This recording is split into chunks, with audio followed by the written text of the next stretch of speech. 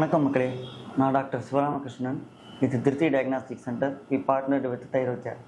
So இப்போ நான் லேபில் நடக்கக்கூடிய ஸ்மால் எரர் இல்லை நம்ம பண்ணக்கூடிய ஸ்மால் எரரை பற்றி பேசலாம் அப்படின்னு நினைக்கிறேன்.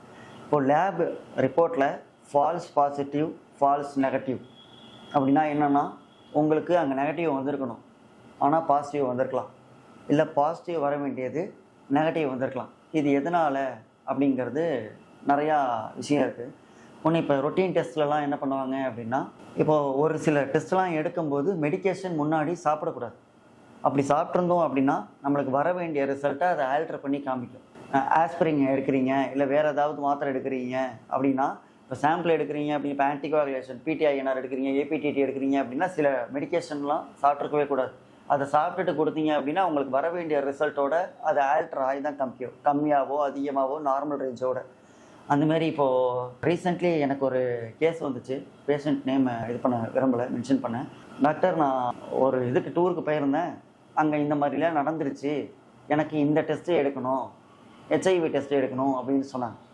என்றைக்கு நீங்கள் பண்ணீங்க அப்படின்னு நான் கேட்டேன். என்னோடய டெஸ்ட் எடுக்கிறதுக்கு முன்னாடி யூஸ்வலி கேட்கணும், என்றைக்கு நீங்கள் பண்ணீங்க அப்படின்னு நான் கேட்டேன். 2 டேஸ்க்கு முன்னாடி தான் பண்ணேன். ஸோ ஈவன் தோ அந்த இதில் போய் பண்ணாலுமே அந்த 2 டேஸில் தான் பண்ணேன் அப்படிங்கிற இது வந்து ரொம்ப ஏற்றுக்க முடியாது ஆக்சுவலி. ஸோ என்னென்னா, இப்போ உங்களுக்கு ஹெச்ஐவியே வந்திருந்தாலும் 12 டேஸ்லேருந்து 14 டேஸுக்கு அப்புறம் தான் அந்த ஆன்டிஜனே உங்களுக்கு அதில் அப்சர்வ் ஆகி காமிக்க ஆரம்பிக்கும். அப்போ நீங்கள் 2 நாளில் 3 நாளில் எடுத்தீங்கன்னா பாசிட்டிவாக வர வேண்டியது உங்களுக்கு நெகட்டிவில் தான் காமிக்கும்.